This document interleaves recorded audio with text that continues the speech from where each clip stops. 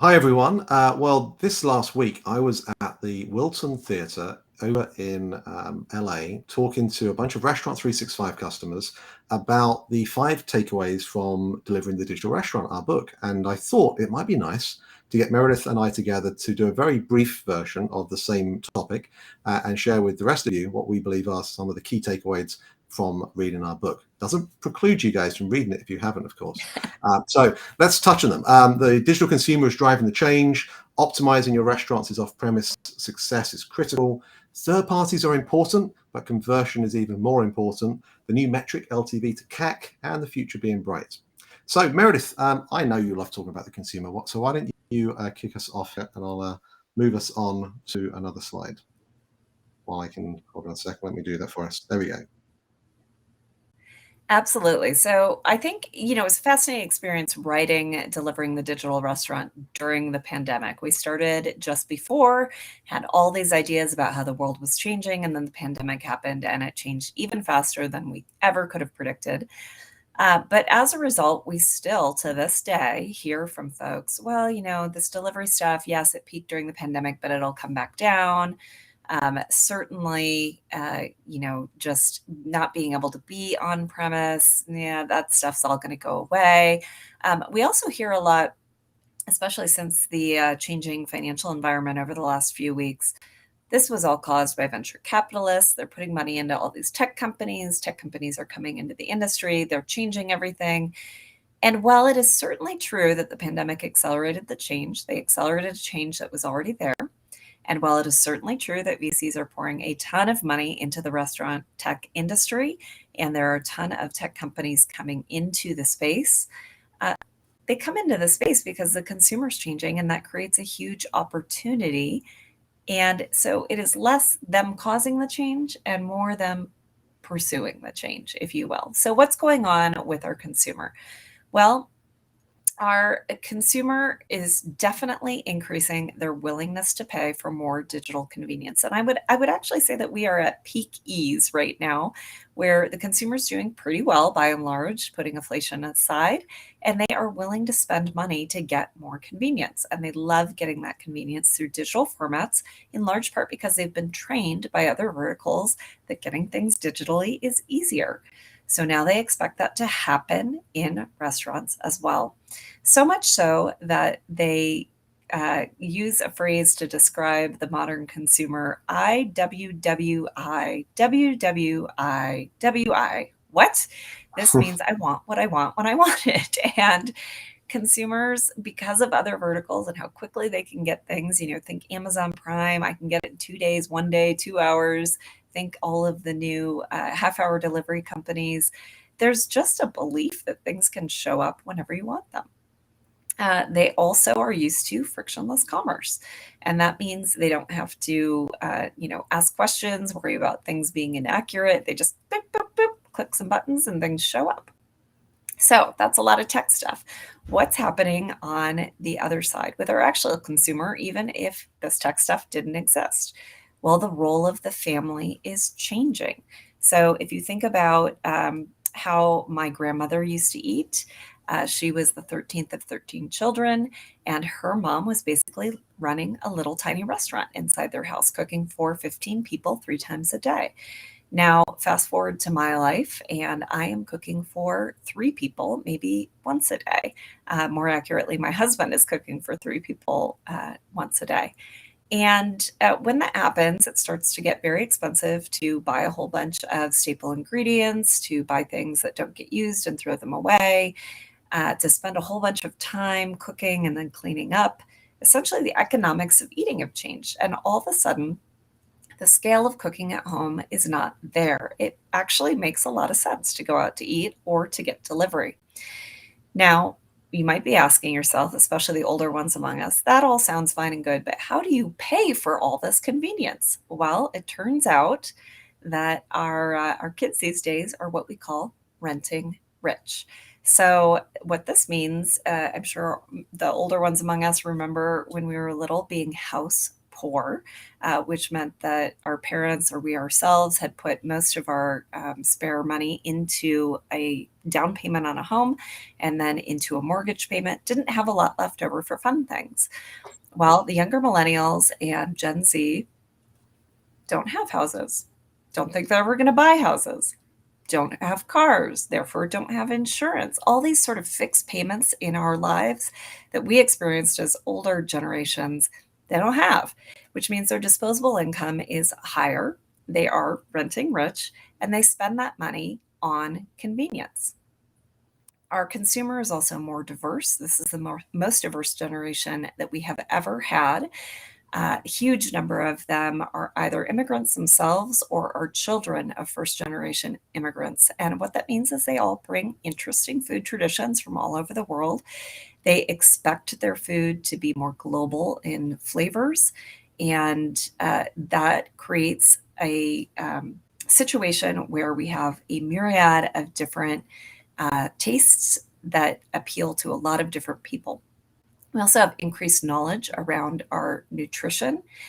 And when you combine those two things together, you end up with something called food as identity. And what this means is I love sharing what I eat because it tells you about who I am, right? So whether I say, oh, I'm vegan, I am keto, note that I don't say, I eat a vegan diet. I say, I am a vegan, right? So when people define themselves in large part based on the food choices they make, they like to share those food choices with other people.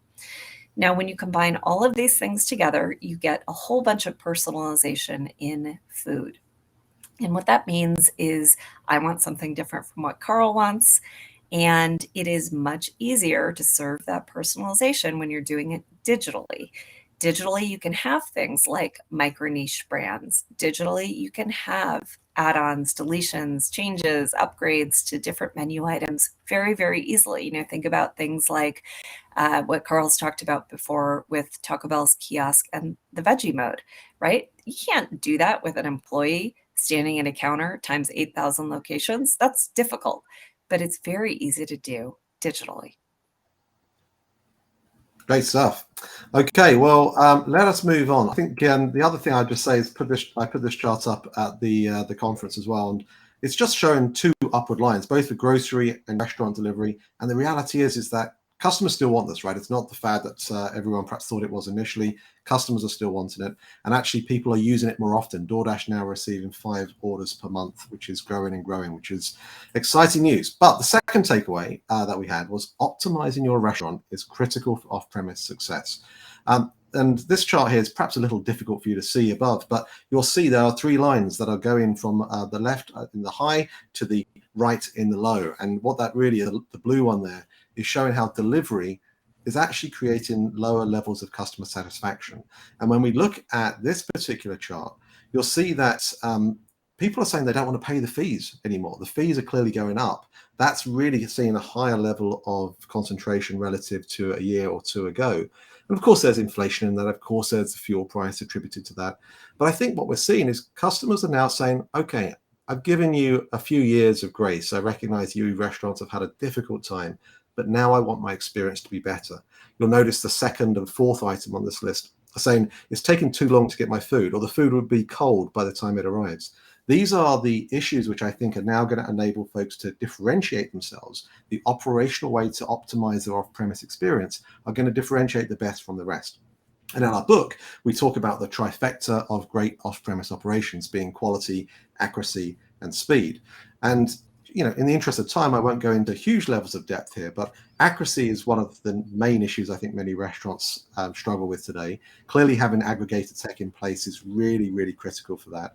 Making sure that you're deploying perhaps some of the principles of what you see from a drive-through restaurant with a triple check in place, and really thinking about the role of the expediter. How is that different in an off-premise circumstance versus to an on-premise? Is it a separate person? Is it the same person? All of those things I think are really important to help you drive accuracy improvements, because the moment that dish leaves the restaurant, that's it, right? That that if you haven't solved for accuracy issues up until that point, it's too late.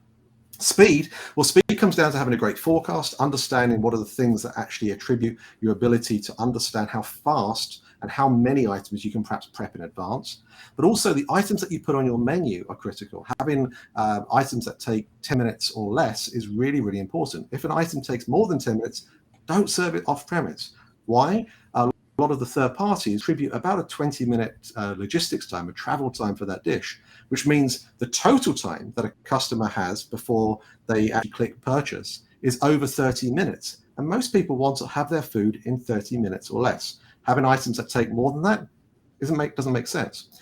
And then on quality, well, you've got to think with quality about testing your food. I mean, ask yourself, have you gone out and checked how many of your dishes stand up to the travel of 20 minutes? Take one of your dishes, take it for a drive for 20 minutes, look at how it survives in the integrity within your packaging. And on packaging, how much are you thinking about the unboxing experience? How much are you thinking about that to be a channel to actually promote your ability to convert customers, perhaps from a third party, across to your direct channel? And I guess across all of these three things, simplicity matters. Okay, let's go on to the third takeaway. Third parties are important, but first party conversion is even more important. And we have this one all the time, don't we, Meredith? People say, well, third party marketplaces, they're evil, they're not doing any nice things. We don't believe that. We believe third parties are really important to helping the overall off-premise ecosystem thrive because they are a great customer acquisition tool. They're great because customers that are hungry, that are perhaps not thinking about your brand, head to them to find a solution to their hunger. And for that very reason, because they're not thinking about your brand, they are incremental. But yes, they do come with fees. Yes, nowadays you have to invest even more than those fees to stand out against your competition. So there's an increased amount of paid marketing that's required. And perhaps that one of the things that doesn't get talked about enough is that you don't know who that customer is. And so therefore you can't build a relationship with them ongoing, which is why first party conversion is so important. We talk about marginal profitability. I'm not going to spend too much time on this today, but in chapter 7, we go into this in quite a lot of detail and explain why the importance of understanding off-premise through a marginal lens is really critical. And then we talk about the importance of looking at your restaurant from a capacity standpoint, moving beyond the way of thinking about your restaurant from the amount of tables and the turn times of those tables to actually how many dishes can your kitchen within a certain period of time? Because when you understand that answer, then you can say, well, now I can actually adopt third party, I can adopt first party, I can deploy more catering services, I can think about virtual brands. But understanding that capacity throughput is very different to understanding perhaps the way in which a restaurant was built and designed and a kitchen was built and designed in years gone by. And then this was a really important chart. We've shared this one before, haven't we, Meredith? But it really talks to the fact that customers choose a lane. The yellow part of these charts are representing, some of the biggest restaurant chains across America, where customers use both a third party and a first party. The light blue represents customers that are using a first party direct channel, and the darker blue is those that are just using a third party. So customers choose a lane. They choose their digital ordering interface that what they prefer to work with. And increasingly, of course, we're finding customers do prefer to work with a platform that is helping them have a better digital experience. And now a lot of these first-party channels are doing just that. But very few are actually using both. All right. Then finally, the conversion stuff. We clearly in-store is a great opportunity for you to be able to convert customers. Today's customer is an omni-channel customer. Thinking about how your packaging can play a role in that. And of course, don't forget traditional marketing. The marketing you use through flyers and digital ads, all of that is another way to be able to help customers understand that you have a great first-party ordering channel. Back to you, Meredith. LTV to CAC, what is that? Okay, so LTV to CAC. So we are all used to unit level economics being our four-wall economics. How much should it cost me to build the restaurant? And then what can I get in terms of revenue and margins? And how many years does it take back to pay back those build-out costs? Now, that is, I would argue, still a very useful framework for understanding CapEx, but increasingly we can understand our profitability at the unit level where we define the unit as an individual customer.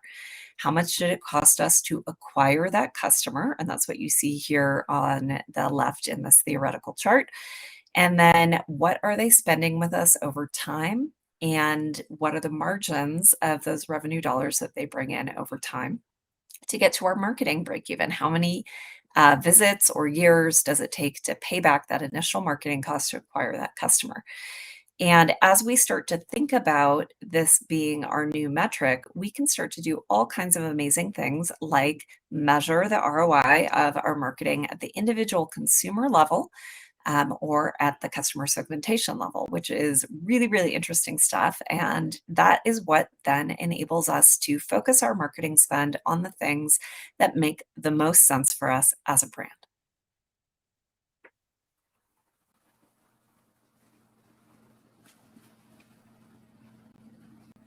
All right, absolutely. I think this one is one which raises many eyebrows, but it's certainly one that I think many folks are starting to get their head around because it's just a very different way to talk to performance, isn't it? Let's touch on this last one here. The takeaway of the fifth one here is really wrapping things up in the sense of saying the future is bright.